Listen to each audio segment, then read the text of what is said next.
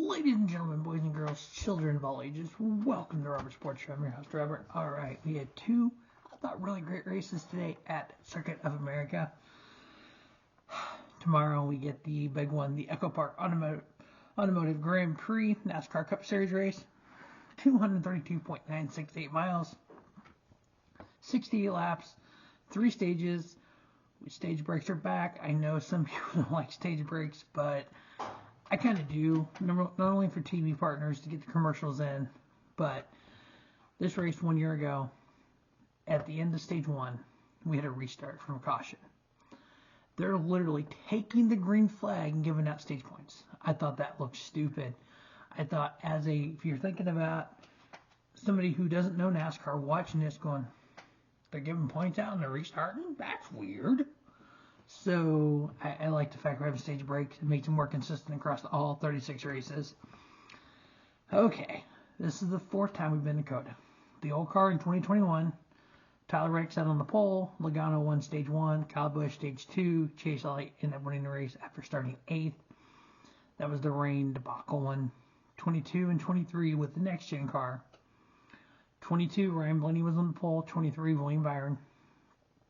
22, stage 1 winner, Daniel Suarez. Stage 2 winner, Denny Hamlin. Ross Chastain won it, starting 16th. Then last year, William Byron won pole, stage 1. Reddick won stage 2, and Reddick won the race after starting 2nd. If you look at that, the fact that we know you can come through the field. We saw an Xfinity race today. Kyle Larson came through the field. We saw beating and banging on the Xfinity race today. We saw track limits come into a big play. Check out my reaction to the SVG Austin Hill thing. 37 times that penalty was called today in those 2 races. It's going to be called tomorrow too. We all know it.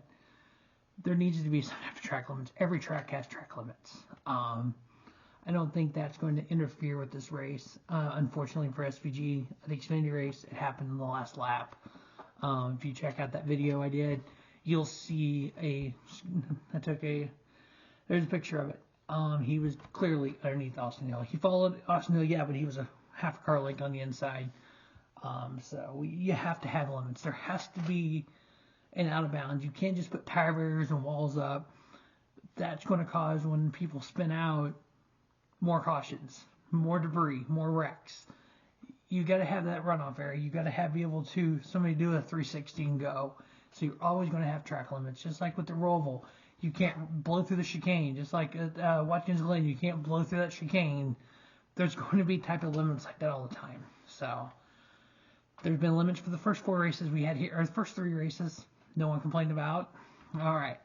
So if you look at COTA in the next gen car, so all these stats are next gen era only, 22 and 23, because you can't really convert the stats from prior to next gen. So the 2 years at COTA, average finishes: Alex Bowman 2.5, a 2nd and a 3rd. Ross Chastain 2.5, a win in the 4th. Tyler Reddick 3.0, a 5th and a 1st. Chase Elliott only 1 race. He didn't race last year, if you remember. He was recovering from a broken leg. He finished 4th in 22.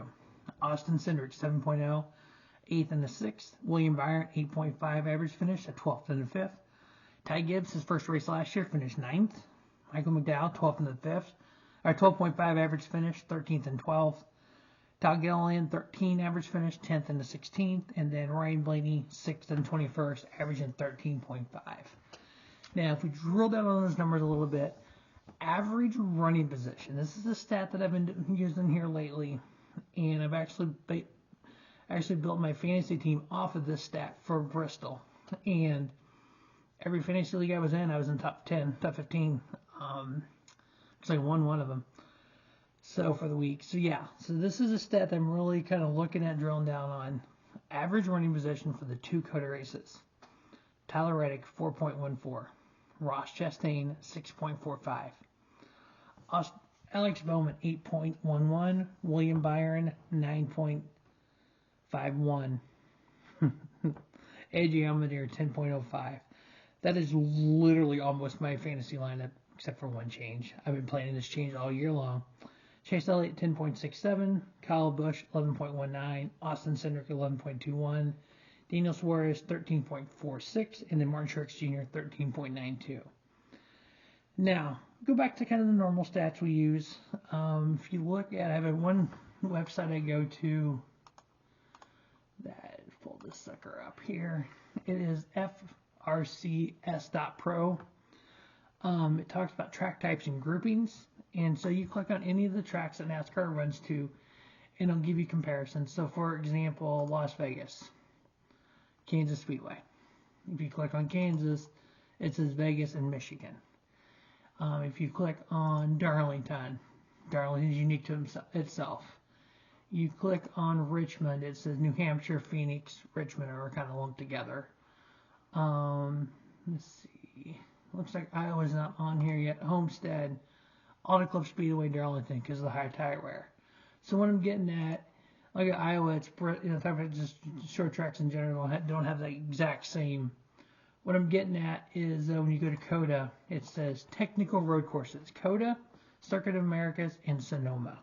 So if you look at just the 4 races of those 2 tracks in the last 2 years, Ross Chastain 5.5, that boy can road course race. Chase Elliott 5.66, Chris Buescher 8.75, Michael McDowell 8.75, Alex Bowman 9.0, William Byron 10.0, Austin Cindric 11.0, Martin Truex Jr. 12.75, Ty Gibbs 13.5, Kyle Busch 15.5. So if you look at the similar tracks, so the technical road courses, if you look at just COTA, you kind of, to me it kind of justifies the stats from COTA for a Ross Chastain, for a Alex Bowman, for a William Byron. Like, okay, these guys are legit road racers in this style of track. Now, I always like doing this, especially with road course racing. For the last 2 years, we've had 12 road course races, 6 each year, including Chicago Street Course. Chris Buescher, average finish 8.41. Chase Elliott 9.54. Tyler Reddick 11.41 and 3 wins. Austin Cindric 12.41. Christopher Bell 12.83 and a win. William Byron 12.91 and a win. Michael McDowell 13.3 and a win. AJ Allmendinger 13.5 and a win. Ty Gibbs 13.5. Ross Chastain 14.8 and a win. And I left him out, not on purpose, with an average finish of 5.0 on road courses. And a win, Shane Van Gisbergen. He finished 10th at Indy, and he won at Chicago Street Course. If you look at the points, 5 of 26 races. I know the whole when you're in, we've had 5 races, 5 different winners. This could be the year we have 16 different winners and a regular season champion who doesn't win a race, or 17 different winners. So there could be a shot that you win a race, you may not make the playoffs. But there also could be where you finished 8th instead of 9th in the playoffs in the regular season. That extra bonus point carries you through around the playoffs. We've seen come down to 1 point before. So right now, putting in the points, tied for the lead, Kyle Larson with 1 win, Martin Truex Jr. Now, based on the fact that Larson has the win, he's technically leading the points, because wins are the first tiebreaker. 3rd in points, 8 behind is Ty Gibbs. 4th, Ryan Blaney, 9. Denny Hamlin's 5th with a win, 12 points behind. Again, you get bonus points. So 2nd place gets 10. 3rd place gets 9. 4th place gets 8. So the fact that Ty Gibbs is sitting there minus 8, Ryan Blaney minus 9, they're 1 point apart. Whoever finishes 3rd in the regular season gets 8 regular season points. Because 1st is 15, 2nd is 10, 9, all the way down to 1. Makes a big difference. Chase Elliott is currently 6th, minus 31. Ross Chastain is 7th. Seabell with a win in 8th. Tyler Reddick 9th. William Byron 10th with a win, minus 49. Suarez 11th with a win, minus 52. Alex Bowman, Brad Keselowski, Chris Buescher.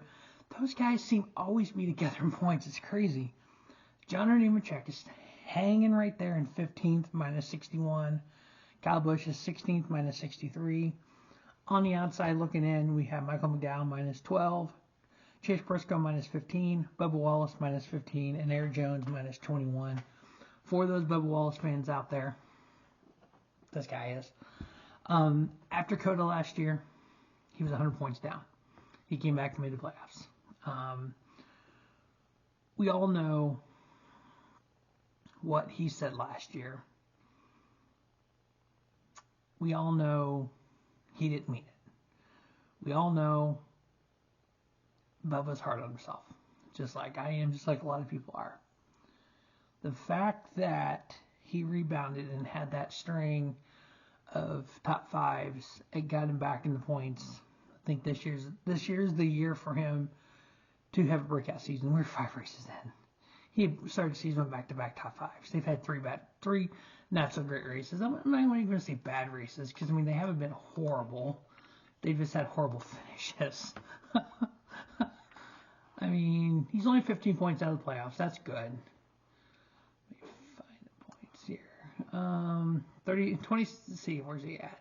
35th, 16, 29th, bad finishes. But anyway, Eric Jones, 20 points. All right, so the NASCAR Fantasy League, I'm in 5 of them.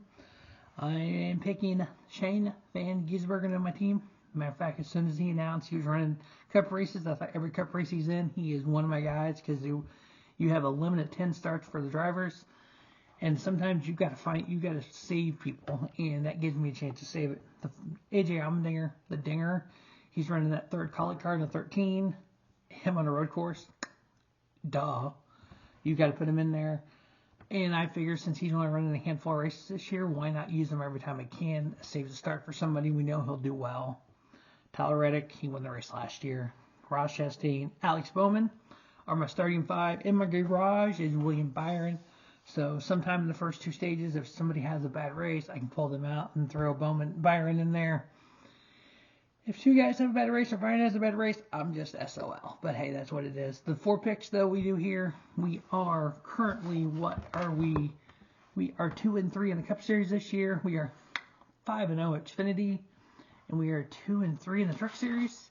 Yeah, because I had time as my pick there. Cup Series 2-3 on the year. So the picks are Tyler Reddick, the Watermelon Man, Ross Chastain, William Byron, and to get his second career NASCAR win in this 3rd start, the one, the only, Shane Van Gisbergen.